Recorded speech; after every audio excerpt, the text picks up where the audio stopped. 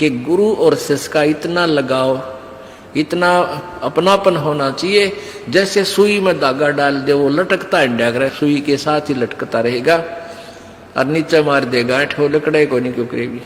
तो ऐसे अपना लगाओ अपने सच्चे गुरु में इत लगा लो। तो ये हुआ गुरु शिष्य का प्रेम, गुरु शिष्य का जो आपस में संबंध। जब हम यहां से जाएंगे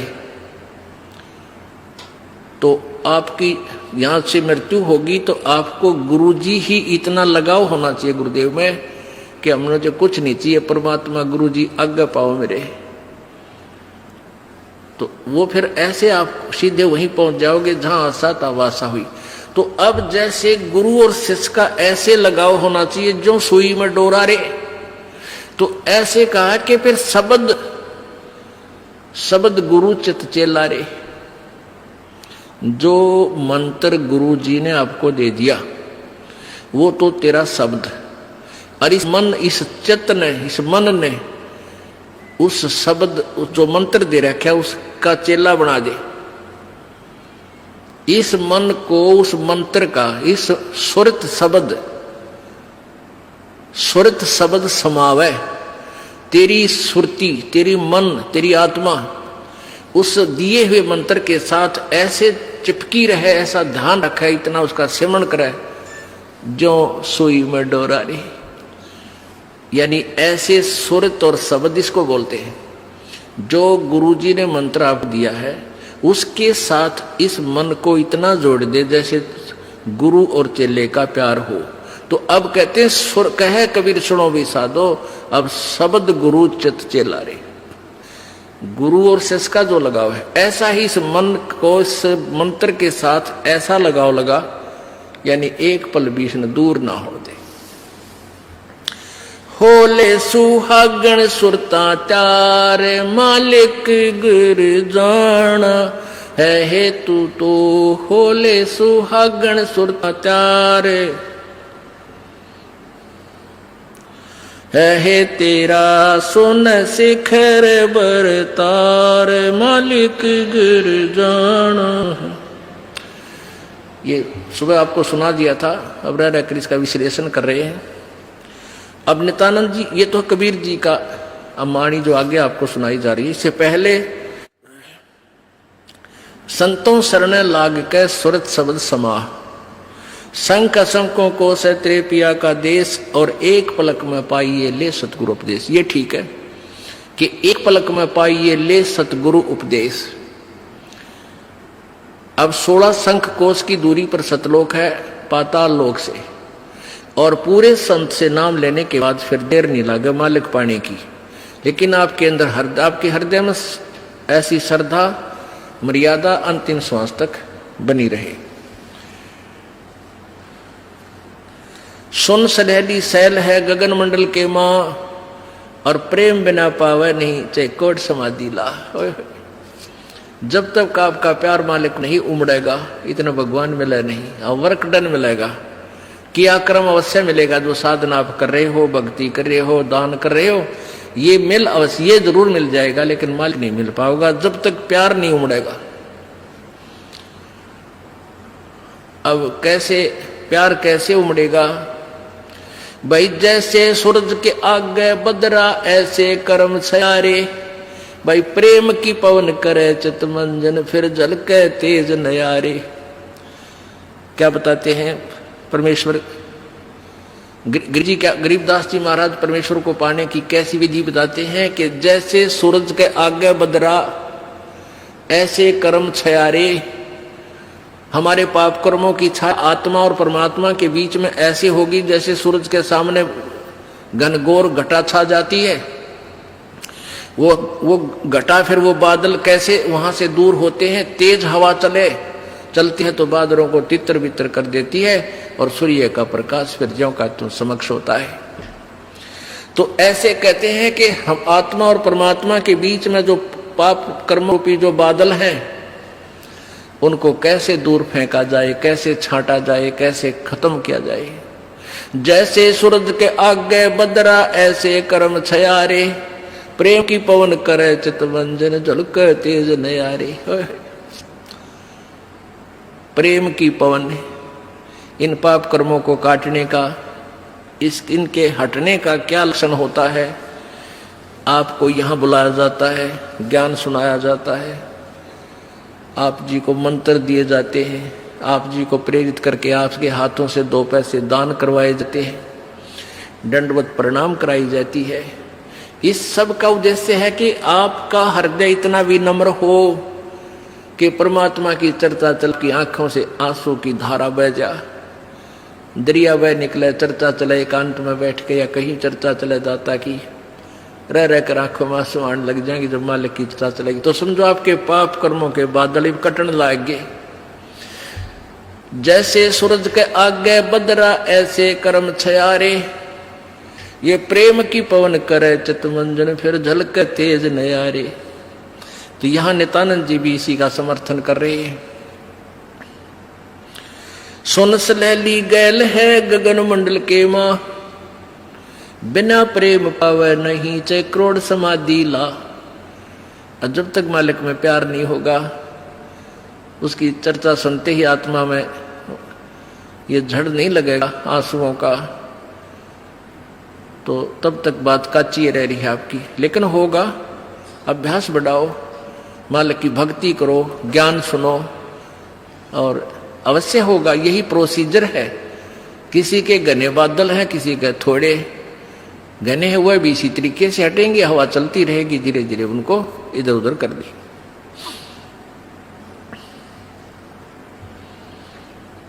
अब आपको बताया था कि जैसे नित्यानंद जी स्वर्ग सत्र के प्लेयर थे। अब जैसे डिस्ट्रिक्ट लेवल पर यानी जिला स्तर पर बच्चे खिलाड़ी खेल खेलते हैं, नियम वही होते हैं उनकी एक ही जैसे, और जो राज्य स्तर पर खेलते हैं उनके भी नियम वही होते हैं, लेकिन लाभ गणा होता है। और जो राष्ट्रीय स्तर पर खेलते हैं नियम उनके भी वही होते हैं, और जो इंटरनेशनल लेवल पर खेलते हैं नियम उनके भी वही होते हैं। तो नित्यानंद जी जो बता रहे हैं ये वही नियम वही है। अब क्या बताया उस परमात्मा की यहां जाने का। परमेश्वर क्या बताते हैं, होले सुहागण सुरता त्यार तुझे माल्य के घर जाना है। अब सुहागण कौन है और कुंवारी कौन है? जिन आत्माओं को पूर्ण परमात्मा संत से प्रभु का नाम नहीं मिला तो वो तो कुंवारी है, और जिनको परमात्मा का नाम मिल गया उनकी सगाई होगी परमात्मा से, गुरु बिचौले ने उनकी सगाई करवा दी। अब जिनको परमात्मा का नाम मिल गया तो आपकी सगाई होगी उस मालिक से, पूर्ण परमात्मा से, और गुरु बिचौले ने आपका यू नाता जोड़ दिया। तो इसलिए कहा कि होले सुहागण सुरता त्यार, जो उपदेशी आत्माएं हैं वो सुहागण हैं, और जिन्हें नाम नहीं लिया है वो अभी कुंवारी है। और जो सुहागण होगी जिसकी सगाई हो जाएगी तो वह इंतजार वही आशा कर सकती है पिया के घर जाने की। कुंवारी का भी कोई ऊद सूद नहीं होती, लेकिन तरीका यही है पिया के घर जाने का, उनको भी सगाई करवानी पड़ेगी, नाम लेना पड़ेगा, गुरु बनाना पड़ेगा। तो उन सुहागन आत्माओं को, उपदेशी आत्माओं को परमात्मा कहते हैं होले सुहागन सुरता त्यार तन माल्य के घर जाना है। अब तुझे वहां जाने का तेरा काम बन गया, यानी स्टार्ट हो गया ये प्रोसीजर। ब्याह भी होगा, सगाई हुई है तो ब्याह भी होगा, ब्याह होगा तो फिर सारा काम होगा, पति के घर भी जाएंगे। तो हम स्टार्ट कर चुके हैं, हमारा काम शुरू हो गया। फिर क्या बताते हैं,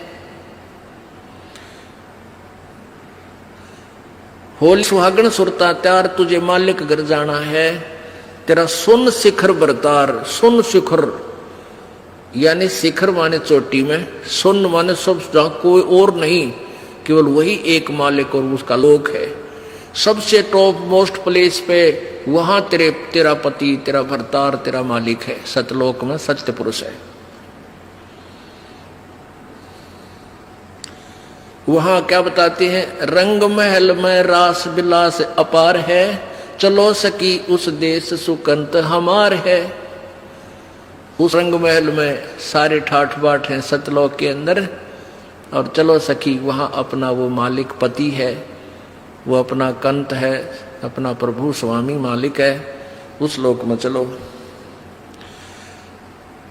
नहले धोले ओढ़ पैर लेकर 16 सिंगार, आज नहीं ते तड़के परसों तेरे आवेंगे लड़ियार। अब नहाना क्या है, धोना क्या है, इस सत्संग रूपी दरिया में, गंगा में अपने अंतःकरण के मैल साफ करे। ओढ़ पैर ले, यहां क्या ओढ़ना है, क्या पहनना है, कौन से आभूषण है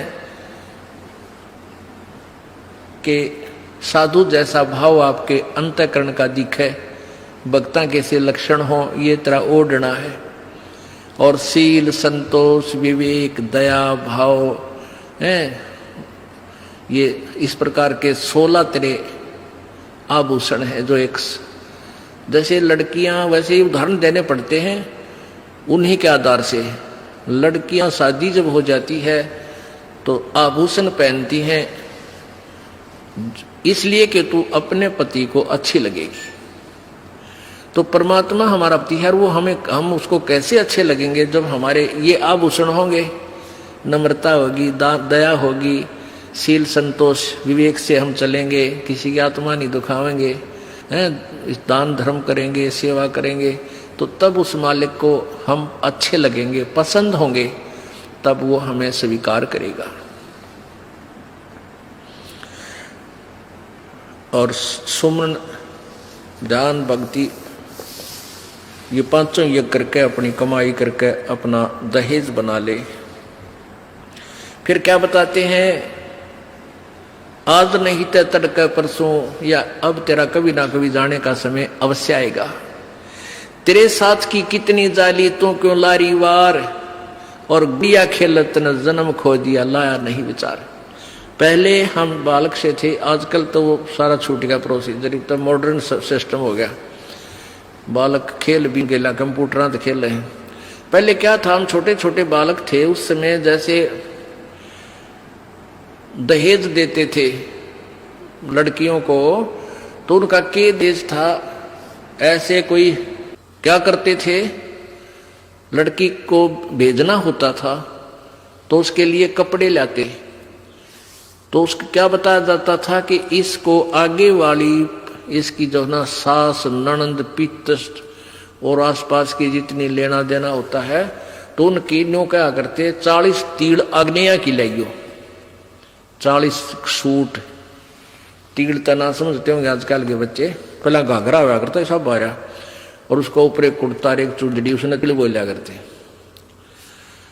तो न्यों क्या करते, ये 40, और पहले दिखा करते उसको भेजने से पहले लड़की को, गांव की औरतें आती थी गीत गाती हुई, और वो देखा करती, ये 40 तगलियां की हैं, ये 20 पछलियां की हैं, ये फलानियां की हैं, ये छोरी के हैं, ये दूसरे ससुरे की हैं, तो ऐसे बताते थे। तो वो छोटी लड़कियां होती थी ना, छोटी छोटी, पहले स्कूल स्काल को जाता नहीं था, वो अपने टाइम पास कराया करती, कहता गोबर बिटोड़ा करती ना। फिर वो छोटी होती तो क्या करती थी, वो छोटे छोटे टुकड़े कपड़े सिलने के बाद दर्जियों पास हो जाते थे, उन इकट्ठे कर लेती और उनके ऐसी सतह बनता करके, और 40 तन्यारी गिड़कद गाल लेती, एक गठड़ी बांध कर उसमें, और 20 न्यारी धर लेती, न्यों का, और एक गुड़िया बना लेती, एक खिलौना बना लेती, एक गुड़िया सी खिलौने की स्त्री सी, और उस गुड़िया ने फिर गेला गुड़िया ने बांध देती गिठड़ी में, ये इसकी तीड़ अगलियां की, ये पछलियां की,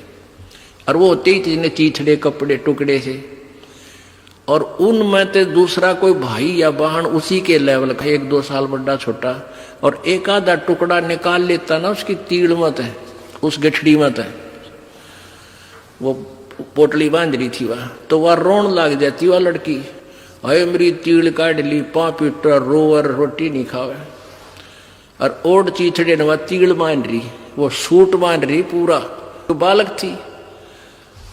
और जब उस बेटी वाली लड़की बड़ी हो जाती है, युवा हो जाती है, और फिर उसका ब्याह हो जाता है, उसका शादी हो जाती है, विवाह हो जाता है, फिर उसको वो ओरिजिनल तिल मिल रहा है, वास्तविक तिल मिल रहे हैं, उसने वो सूट मिल लेंगे 10-20 जो अभी उसके होते थे, तो फिर वह गुडिया लाना खेला है, क्योंकि वह सैनी होगी, वो मैच्योर होगी।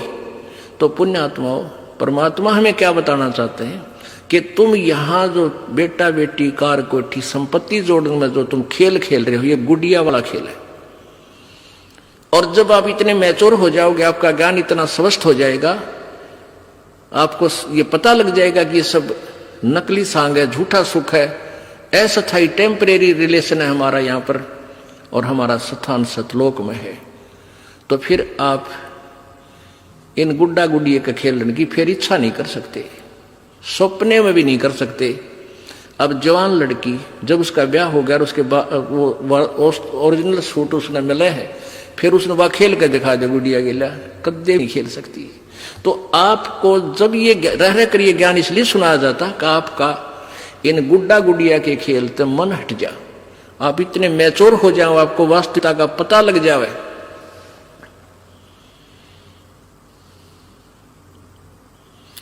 तेरे साथ किए कितनी जाली, तू क्यों लारी वार, गुड़िया खेलत जन्म गवाया, लाया है नहीं विचार, मालिक घर जाना है।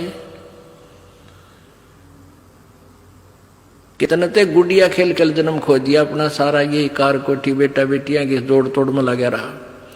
अब उस सच्चाई से परिचित हो, फिर पुनः इन गुड़िया से नहीं खेलेंगे। अब तो चलो हैं, अब का जावे कहाँ, फिर भक्ति से ज्ञान से और कुछ ही समय दिनों में ऐसा समाधान आपका प्रभु कर देगा। बालक बच्चे भी आपके भगवान से डरने वाले, महात्मा की भक्ति करने वाले होंगे, और कुछ दिनों में आपको फ्री कर देगा प्रभु। अब भक्ति करें, बच्चे इतने बुद्धिमान समझदार हो जाएंगे, भगवान से डरने वाले होंगे कि अभी माता पिता ने अपना पूरा काम कर दिया, अभी इनको डिस्टर्ब ना करो। और वो परमात्मा से विश्वास करने वाले होंगे कि अभी हमारा किया हमें मालिक जरूर देगा। तो इस प्रकार आपको फिर यहां से निकालने का एक सुअवसर परमात्मा देगा, और तभी आपका मोक्ष संभव है। तो ये परमात्मा ही करवाएगा, अपने इसके चरणों में पड़ा रहना है। कैसे? द्वार धनी के पड़ा रहे, धक्के धनी के खावे, 100 काल चक जोल ही पर, द्वार छोड़ ना जावे। इसका यही तरीका फार्मूला बताया है कि अपने सच्चे सतगुरु के द्वार से दूर नहीं हो जा। चाहे कितना झटके पटके काल दे, आपको छोटी मोटी हानि भी होती दी होने दे, कोई वो भी मालिक की रजा है, उसमें आपके ना ही होने में आपका हित होगा, ये सत्य मान लेना। तो फिर आपने हर पहलू को अपनाना होगा कि राज्य क्रमता राम की रजा धरे जो शीस, दास गरीब दरस परस तिन बैठे जगदीश। कच्चा हीरा कृच हुए नहीं सह गण भार, और ऐसा मन ये हो रहा वहां लिख ले करता रहे। एक हीरे की परख करने का क्या तरीका बताया है?